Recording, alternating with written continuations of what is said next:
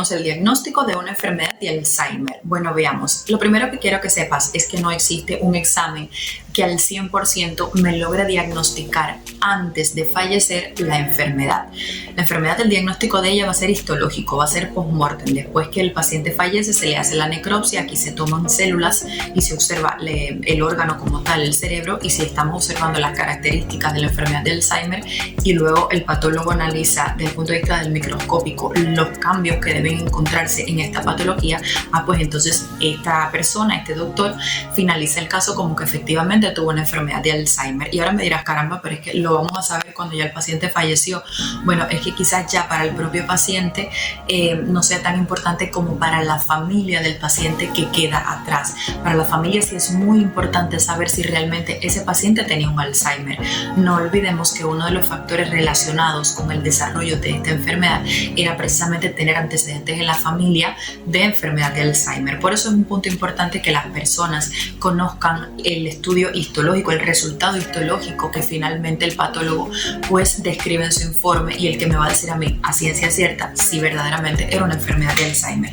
De todas maneras, en la fase pre-mortem, o sea, cuando el paciente todavía está con nosotros, lo tenemos en casa, hay una serie de pautas, de pasos que nosotros como profesionales de la salud seguimos y logramos tener una aproximación diagnóstica del 85%, lo cual es un valor bastante bueno.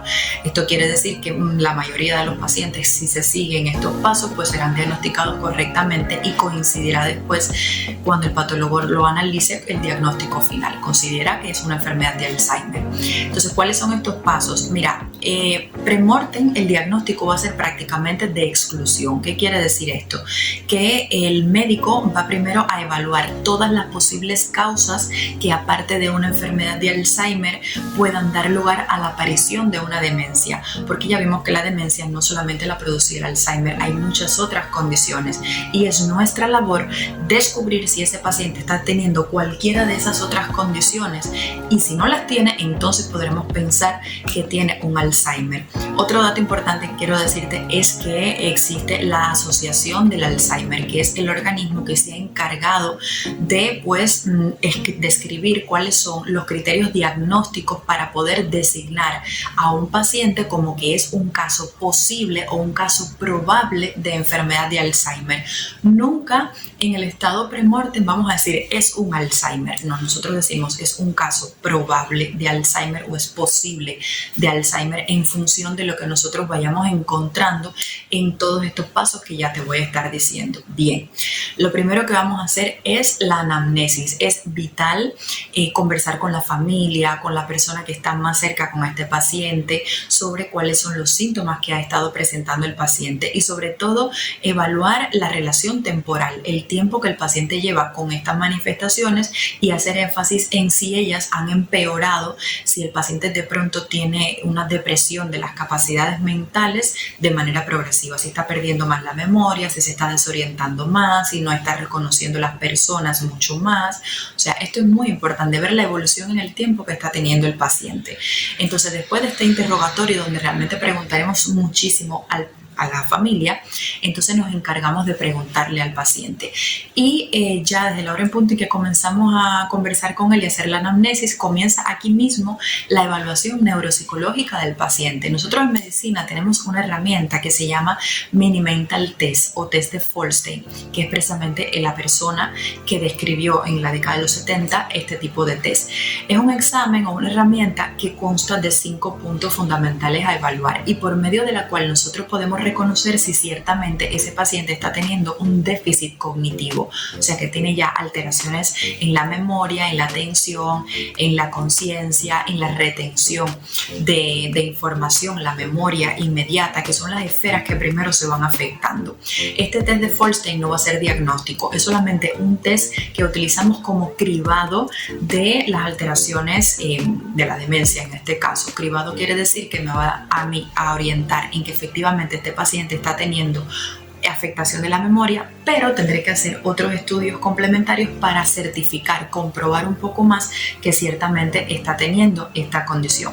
Entonces, por aquí tengo, deja ver dónde lo puse, la escala de Folstein, mírala aquí. Es la escala de Folstein, ¿ven? Consta de 5 5 criterios fundamentales que evaluaremos, que sería si el paciente está orientado en tiempo, espacio y persona, esto es fundamental, y se le va a dar una puntuación de 5 puntos si el paciente logra decirme qué día es hoy, el año en el que estamos, el mes en el que estamos, si reconoce el lugar donde estamos, le preguntamos dónde vive, de manera que nosotros podamos ver si él realmente está orientado y está tanto en tiempo como en espacio. Entonces, ¿qué otra cosa evaluamos? La memoria inmediata. Nosotros le vamos a decir que recuerde 3 palabras fundamentales, por ejemplo, bicicleta, cuchara, manzana, y nos ponemos a conversar con él y luego le decimos, bueno, ahora dígame las palabras que yo le dije a usted, y en el mismo orden. Si el paciente me logra a mí decir las 3 palabras, le daré 3 puntos. Cada palabra vale 1 punto. Y el examen sería muy bien si me logra decir las 3 palabras y en el mismo orden. ¿Qué otra cosa evaluamos? Bueno, evaluamos la concentración y la memoria de trabajo. Aquí nosotros, por ejemplo, le podremos ofrecer que me haga una operación de cálculo y que la haga de manera repetida.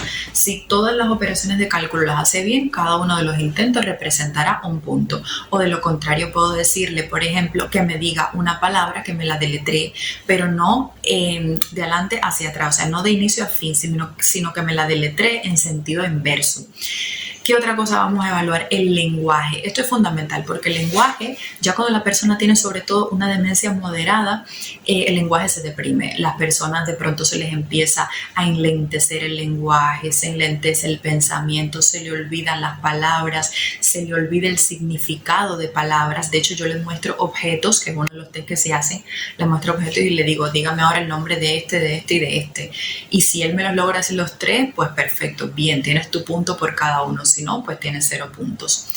Y bueno, ya finalmente estaríamos evaluando una esfera que nosotros conocemos como praxia constructiva gráfica, que esto es que el paciente tiene que construir un objeto grande a partir de pequeños fragmentos y unirlos y entonces hacerme con ese conjunto, digamos, una casita con figuras geométricas, algo así.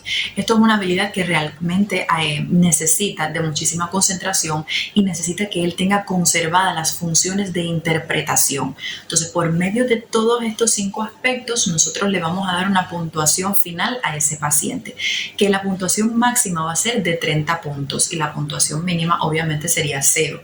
Mientras más cerca esté el paciente a su evaluación de 30, quiere decir que el paciente tiene las funciones bien, no tiene demencia, tiene las funciones cognitivas conservadas, y mientras más se acerque a 0, pues todo lo contrario, quiere decir que tiene una demencia. Por lo general ya empezamos a pensar en que el paciente tiene demencia cuando este test de Folstein me empieza a dar menos de 24. Por ejemplo, me da entre 24 y 10, tiene una demencia leve. Me da entre 9 y 6, pues moderada. Me da menos de 6, pues tiene una demencia severa. Hay un rango entre los 24 y 25 que es un rango muy dudoso. En estos casos lo que hace es que hay que seguir al paciente, hay que repetirle el test de Folstein, hay que seguirlo visitando y evaluar cómo va el comportamiento de las habilidades cognitivas en el tiempo. Ya cuando sí me da 27, 28, 30, esto es un paciente que tiene las funciones cognitivas conservadas. Algunos tendrán 28, otros tendrán 29 y ambos son completamente normales. Entonces, bueno, esto es una de las herramientas que se utilizan, es muy buena, la verdad se utiliza muchísimo en consulta, debe ser practicada por un profesional de la salud cuando nuestro propósito es confirmar que ciertamente existe un déficit cognitivo, pero de todas maneras yo se lo voy a dejar en la descripción para que ustedes la vean y quizás en la casa lo apliquen y tengan una idea de si puede estar o no teniendo un abuelito o una abuelita algún déficit cognitivo. Pero finalmente la persona que debe practicar este mini mental test es un profesional de la salud. Entonces, bueno, habiendo hecho una valoración neuropsicológica del paciente, habiendo conversado con la familia, con el paciente, entonces ya yo tengo una idea de lo que pueda estar sucediendo. Y ahora lo próximo que me toca es estudiar el paciente. Se indicarán exámenes complementarios de sangre, de líquido cefalorraquídeo, se indicarán estudios de imagen como la tomografía, la resonancia, el PET-TAC, para tratar de buscar ¿qué? En primer lugar, para buscar otra causa que no sea una enfermedad de Alzheimer, que no sea una demencia, que responda a la aparición de este problema de memoria y que está teniendo el paciente. Si no la encuentro y veo que solamente hay signos de demencia, pues ya va siendo más probable que el paciente tenga una enfermedad de Alzheimer. Quiero hablarte ahora sobre los estudios de imagen. Voy a empezar a nombrártelos uno a uno para que logres ver un poquito cómo se ve en medicina un paciente que tiene una demencia. La imagen que tienen en pantalla es una resonancia magnética, una técnica de imagen no invasiva que utiliza un campo magnético y ondas de radio para producir imágenes detalladas del cerebro y otros órganos del cuerpo. En el caso del Alzheimer, la resonancia puede ser útil para detectar cambios en la estructura del cerebro y la atrofia cerebral, características de esta enfermedad en fases avanzadas. Estos cambios se relacionan con la degeneración de las fibras nerviosas y pueden ser un indicio temprano de esta enfermedad. La imagen que tienes en pantalla es un PET-TAC. Es considerado como el examen por excelencia en la aproximación diagnóstica para la enfermedad de Alzheimer. Esta herramienta posibilita medir la actividad cerebral y corroborar si se está acumulando la proteína beta-amiloide capaz de producir la enfermedad de Alzheimer. Además, se pueden ver cuáles son las zonas del cerebro que están más afectadas y poder predecir qué funciones cognitivas pueden alterarse mucho más. En el caso de la enfermedad de Alzheimer, presenta típicamente un patrón de hipometabolismo parietotemporal, como lo está mostrando esa flecha roja que ves en pantalla. La tomografía computarizada de la cabeza es un examen que combina un equipo de rayos X especial con computadoras sofisticadas para producir múltiples imágenes o fotos del interior del cuerpo.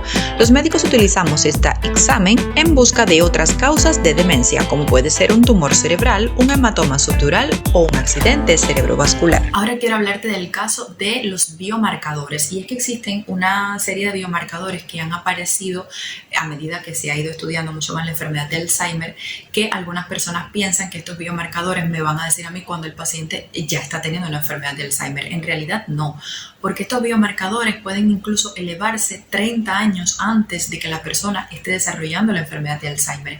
Y el hecho de yo observar estos biomarcadores ni siquiera me da la certeza de que posteriormente el paciente va a tener una demencia leve o va a tener un Alzheimer. Por tanto, en la actualidad estos biomarcadores solamente se van a utilizar cuando yo realmente tengo una sospecha de que tiene Alzheimer, pero todavía tengo dudas. O sea, cuando estoy allí, en ese limbo, tiene síntomas, pero no estoy segura. En ese caso es que entonces se utilizan los biomarcadores. Pues esto, de manera general, es el mecanismo que nosotros los médicos utilizamos para poder acercarnos al diagnóstico de la enfermedad de Alzheimer. Veamos ahora cómo podemos tratar esta condición. Si deseas más información, te invitamos a que veas el programa completo en este canal de YouTube, Esquina Médica Haciendo Medicina Juntos.